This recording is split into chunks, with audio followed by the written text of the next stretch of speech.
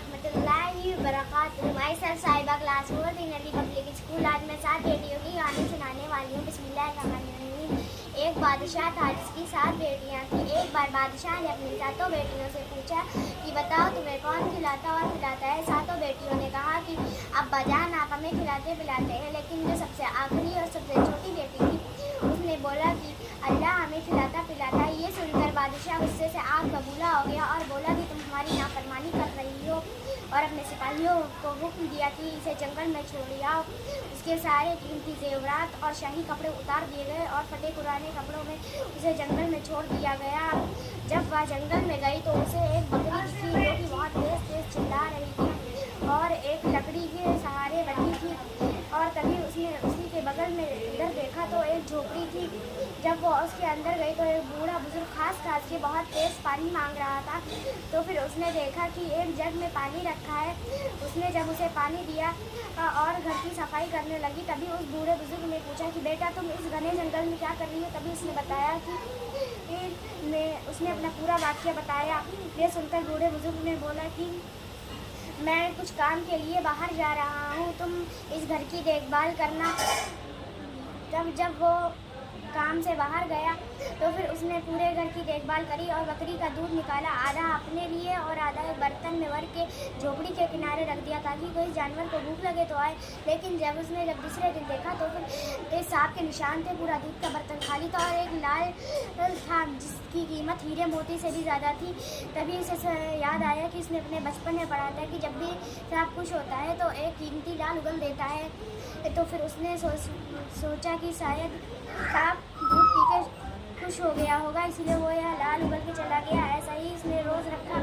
धीरे धीरे उसके पास 7 लाल हो गए। जब वह बूढ़ा बुजुर्ग काम से घर आया तो फिर उसने उसे 3 लाल दिए और बोला कि जाओ इसे बेच दो और साथ में महल बनाने वाला लेके आना। बाकी के 4 लाल उसने जेवरात के तौर पर पहन लिए।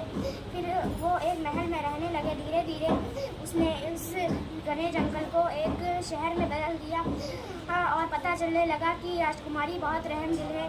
तभी ये बात बादशाह को भी पता चली और उसने उससे मिलने का इरादा किया और एक संदेश भिजवाया कि जिसमें लिखा था कि हम आपसे मिलना चाहते हैं और आप हमसे क्या मिलेंगी।